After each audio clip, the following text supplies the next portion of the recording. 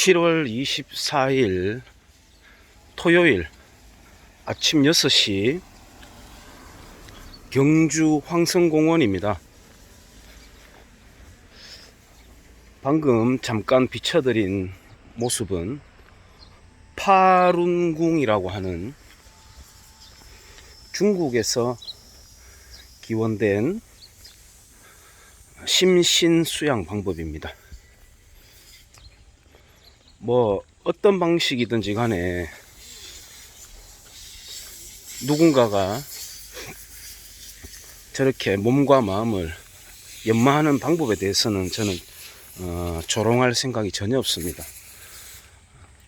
정작 저 행태를 중국에서는, 중국 공산당에서는 금지를 합니다.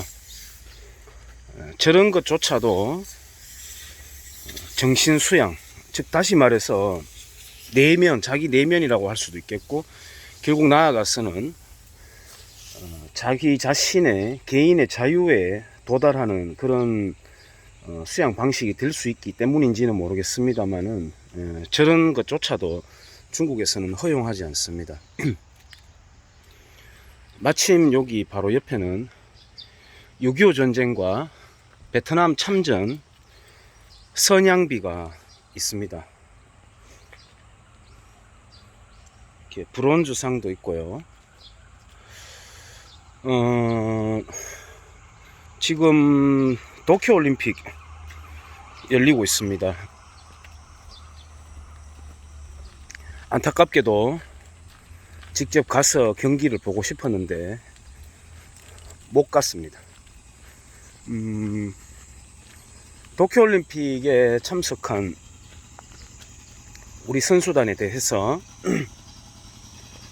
동아일보에서는 동아일보 자기들 자체적으로 신에게는 국민의 응원이 있습니다, 이따운 식으로 제목을 단다거나, 선수 일부도 마치 일본에서 태극기를 올리고 애국가를 울려 퍼지게 하는 게 마치 일본 상륙작전을 성공시켜 가지고 전쟁을 벌리겠다, 전쟁에서 승리하겠다, 이런 어떤 빙의가 된 듯한 모습을 보이기도 합니다. 범 내려왔다라고 하는 호랑이 형상을 띤 한반도의 모양을 그려놓기도 하고요. 우리 축구 대표팀 같은 경우에는 대한민국 축구 대표팀 엠블럼은 호랑이로 만들어져 있습니다. 뭐 일본 팀은 3조고가 되어 있죠. 우리는 붉은 전사, 일본은 울트라 니폰, 뭐 이렇게 되어 있습니다. 도찐 개찐이라고 생각하고요. 특히나 열등감에 있어서만큼은 한국인들이 빠져나올 수 없는 깊은 수렁에 빠져 있다고 생각합니다. 뭐 좌익 진영에서는 반일 구도가 절대로 깨져서는 안 될 일이니까 이해가 된다 치지만, 전 국민적인 광범위한 정서에 반일 정서가 뿌리를 내리고 있습니다. 이곳 황성공원에는 다니다 보면 어르신들이 앉아가지고 간혹 일본말을 하시는 분들이 있어요. 네, 일제 시대에 잔재를 아직까지 갖고 있는 겁니다. 잔재가 아니라 우리의 모습이고 풍경입니다. 인정하든 안 하든 간에 이곳은 35년간 일본이었던 것입니다. 미국의 원자폭탄 2방이 아니었으면, 그리고 원자폭탄 이후에도 뭐 점령군이라는 그런 용어에 따라서 얼마 전에 또 센세이션이 있었습니다만은, 점령군으로 들어온 거는 맞아요. 미군이, 예, 일본군 무장 해제를 하러 들어왔기 때문에 점령군 맞죠. 그 무장 해제하지 않았으면은 여기는 아직까지도 일본입니다. 우리는 일본인으로 살아갑니다. 토템과 열등감이 빚어진 어떤 총극들이 아직까지 우리 사회에 두텁게 덮고 있는 것을 우리가 느낄 수가 있는데요. 정말 뜬금없고 상상에 기반한 제가 제안을 한번 하면 어떨까 싶습니다. 예를 들어서 시작점은 이제 100년도 넘었죠. 한일합방이. 그 사건을 두고 아직까지 전쟁을 불사할 만큼 우리는 호전광이기도 하면서 중공과 북괴 앞에서는 고양이 앞에 쥐마냥 오줌을 질질 싸고 쪽을 못 씁니다. 그런데 예를 들어서 무슨 수탈이니 뭐니 하는데, 자, 중공과 북괴가 이 땅에 저지른 만행이 큽니까? 아니면 일본이 저지른 만행이 큽니까? 죽은 사람 숫자만 놓고 볼 때, 예를 들어서 한일합방 이후에 몇 명이 죽었습니까? 일본인이 조선인을 몇 명이나 죽였죠? 뭐 좋습니다. 우리가 늘 어릴 때부터 배워왔던 뭐 독립운동, 뭐 고문 뭐 있겠죠. 몇 명 죽였죠, 숫자로 본다면. 반면 중공과 북괴가 죽인 숫자가 몇 명이죠? 그 죽음은 현재 진행형입니다. 그리고 계속 진행되고 있습니다. 북한 지역에서도. 자, 그러면 만약에 대한민국이 굳이 지금 아시아의 어느 나라 하나와 합방을 해야 된다면 우리는 어떤 나라를 선택할까요? 뭐 싱가포르 괜찮다고 생각합니다. 홍콩은 지금 오염이 좀 되었죠. 중국을 선택하겠습니까? 인도? 베트남? 아니면 중국? 아마도 한국인들은 겉으로는 부정할지언정 속으로는 내심 일본을 꼽을지도 모르겠습니다. 자, 그러면 한국과 일본이 지금 현재 상태에서 연방제도에 놓인다면, 지금 문재인 정권 같은 경우에는 예전부터 적화통일 중간 단계, 낮은 단계 연방제를 지금 계속 추구하고 있는 사람들인데, 그게 아니라 한국과 남한이죠. 지금 남한, 일본이 연방을 한다면 어떤 일이 일어날까요? 아마 가장 경계하는 게 중공이겠죠. 그 다음에는 아마 뭐 러시아가 될 것이고, 미국도 좀 경계할 겁니다. 어떻습니까? 새로운 시야가 펼쳐지지 않습니까? 제국을 모토로 전쟁을 미친 듯이 치달아갔던 그런 일본 군부 제국주의가 아니라, 그걸로 일본을 감각하는 게 아니라 우리와 아주 유사한, 지금 저는 뭐 대한민국이 거의 중공에 가깝게 변질되고 있는 중이라고 생각합니다만, 어쨌든 헌법상으로는 가장 유사한 일본과 한국이 합방을 한다?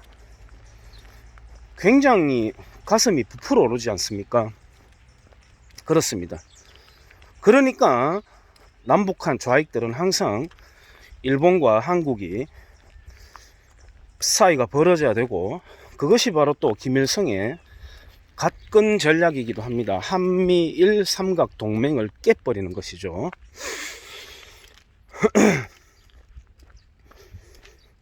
이 사람들한테는 반일 감정, 그리고 광주 5.18, 뭐 세월호, 이런 것들이 사회의 통합을 저해하고 자기들의 정치적인 입지를 다지는데 중요한 미끼가 됩니다. 호불호를 떠나서 윤석열 씨가 며칠 전에 광주에 가서 망월동 묘지인가요? 거기 비석 이렇게 만졌다고 바로 얼마 뒤에 더불어민주당 의원 한 명이 이내 거기 달려가 가지고 윤석열이 만졌던 비석을 더럽다고 닦아내는 거 보셨죠? 그렇습니다. 지금 뭐 여야 할 것 없이 시시때때로 광주 가서 비석 위에 손 얹고 안수 기도하는 것 같은 퍼포먼스 한번 해야 표가 좀 나온다고 생각하는 것 같아요. 그런 구도니까 반대급부로 경상도에서도 지게 짝대기만 세우면 당선되는 희한한 일들이 벌어지고 있는 것입니다. 국가 철학, 이념, 개벽다구 같이 아무것도 없는 것들이 뭐 일색이라고 단정 짓는 건 무리겠습니다만은 그런 모습들을 심심찮게 우리들에게 보여주면서 실망을 시키고 있죠. 평화 하면서 알고 보니까 굉장히 호전적인 우리 한국인들, 보편, 평등 그렇게 말하면서 철저하게 선별적인 한국인들.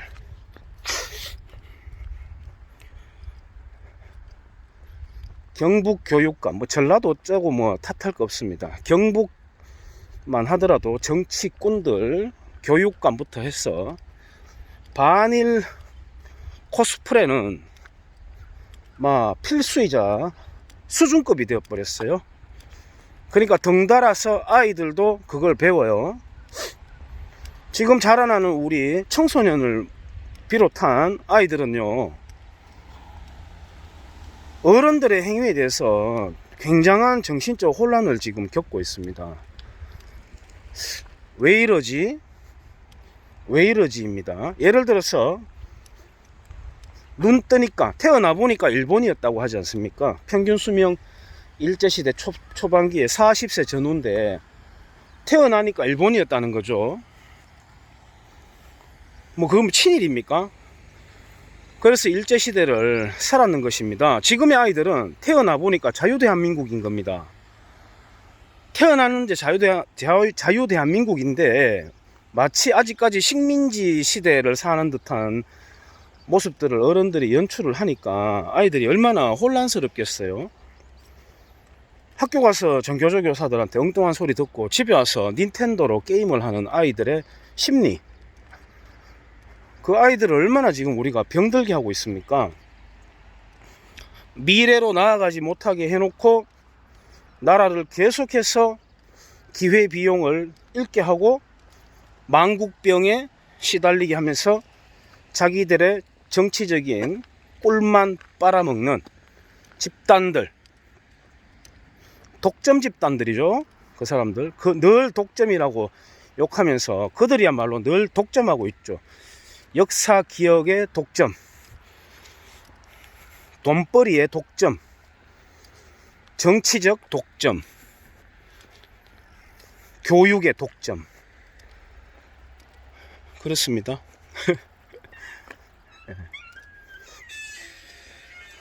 시간대별로 사람들이 서식하는 모습들이 달라요. 소리도 다르고. 새벽 5시부터 6시 사이에 산책을 나오면 냄새와 소리가 다릅니다. 좋죠. 아까 파룬궁 수련하는 모습과 바로 그 옆에 있는 6.25 전쟁과 월남 참전 선양비를 보면서 교차되는 생각이 있어서 이것저것 말씀드려 봤습니다. 제목을 이렇게 달아볼까요? 만약 지금 한국과 일본이 합방한다면. 여기까지 하겠습니다.